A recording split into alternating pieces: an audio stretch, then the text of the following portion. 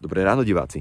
Ak ste si pod vianočným stromčekom našli drona a neviete, čo s ním robiť, nebojte sa. Dnes si spolu prejdeme 3 základné kategórie vecí, ktoré by ste ako správny a zodpovedný pilot dronu mali poznať. Takže poďme prvú kategóriu. A prvou kategóriou a podľa mňa zároveň najviac dôležitou je bezpečnosť. Či už lietate s Mavicom Mini, T30 alebo nejakým iným dronom, vždy by ste ako prvé mali dbať na vlastnú bezpečnosť a bezpečnosť svojho okolia. Takže v tomto prípade treba dodržiavať 3 také pravidlá. Prvým pravidlom je, že drona musíte mať stále na dohľad. To znamená, že ak by ste náhodou zašli za stromy, nevadí, že od vás ten dron 30-40 metrov, to je jedno, už by ste to nemali robiť, mali by ste ho mať stále na dohľad. Najviac však 1 km. Čiže ak vzletíte niekde v poli a budete pozdĺž pola letieť stále, najďalej by ste mali vyletieť 1 km, alebo teda odletieť od seba 1 km. Tak minimálne hovorí slovenský zákon.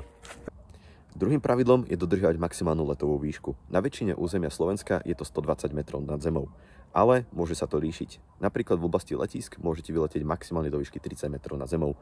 Samozrejme, toto je veľmi komplikovaná debata. Ak chcete, rozberal som to podrobnejšie buď tu, alebo v tomto videu. Neviem, na ktorej strane sa zobrazí karta. No a tretím základným pravidlom je dávať všetkým ostatným vzdušným plavidlám, lietadlám, ako to chcete nazvať, prednosť. To znamená, že ak vidíte, že spoza kopca letí helikoptéra, radšej s dronom pristaňte alebo sa dostanete minimálne do výšky napríklad 5-6 metrov, aby helikoptéra mohla bezpečne preletieť okolo vás. A to sa týka lietadiel, helikoptér, vzdušných balónov, skrátka úplne všetkého. Dron je úplne na poslednom rebríčku vecí vo vzduchu, ktoré majú prednosť. A môj osobný posledný tip ohľadom bezpečnosti, používajte aplikáciu Mám dron. Vďaka tejto aplikácii sa môžete vyvarovať omylom, ako je napríklad vzletenie v chránenej krajinnej oblasti, v prípade v národnom parku. Aj keď v tom národnom parku by to asi úplne omyl nebol. Základnú bezpečnosť máme zvládnutú a dostávame sa k druhému bodu, tomu menej obľúbenému, k legislatíve. Na Slovensku už platí nové vyhlásenie Európskej únie, to znamená, že aj ako hobbypilot sa musíte zaregistrovať. A to, ako prebieha registrácia, ešte není úplne zmáknuté, podľa mňa dobre, ale tomu sa budeme venovať v samostatnom videu, pretože to je na strašne dlho. Takže ak chcete takéto nejaké video, ak chcete video ako návod, ako spraviť skúšky a ako vlastne požiadať o prístup ku skúškam, tak mi napíšte dole do komentáru a ja sa ho skúsim čo najskôr spraviť. A druhým bodom legislatívy je ponúkanie dronových služieb. Veľa ľudí si myslí, že keď dostane drona alebo si ho kúpi, tak automaticky môže ponúkať služby napríklad realitkám, fotiť pri nich pozemky a tak ďalej. Bohužiaľ, toto slovenská legislatíva tiež neumožňuje. Ak chcete takéto niečo ponúkať, musíte si spraviť licenciu a mať vybavené všetky legálne záležitosti. To už som podrobnejšie rozberal, myslím, že v tomto videu, alebo tu, jedno z toho. Ak vás to zaujíma, tak sa na to pozrite. V skratke, nemôžete ponúkať dronové služby bez potrebných papierov. Byrokracia. A poslednou kategóriou, o ktorej by ste mali vedieť, je údržba. Dron ako taký nie je vôbec náročný na údržbu a stačí ho raz za čas pretrieť vlhkou handričkou, tak aby bol čistý. Čo je zložitejšie na údržbu, sú vrtule. Pred každým letom ich skontrolujte, pozerajte, či náhodou nie sú dosekané, prípadne, či nie sú uvoľnené. Mohlo sa totiž to stať, že pri predchádzajúcom lete sa trošku uvoľnili, dosekali a podobne. A čo sa týka batériek, tak baterky v základe, aby vám vydržali čo najdlhšie, nevybíjajte pod 20%.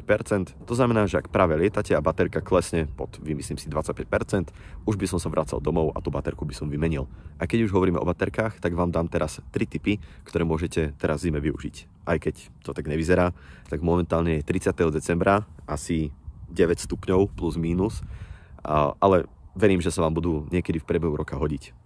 Začneme to batériou. Keď som spomínal, že baterku je dobré nevybíjať po tých 20%, tak v zime to platí dvojnásobne.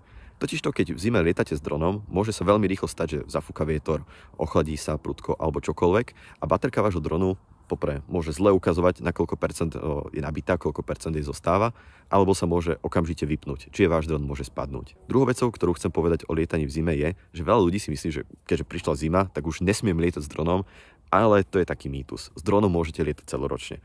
Na čo je dôležité dávať si v zime pozor, je úroveň baterky, ktorú som už spomínal, a potom námraza na vrtuľách.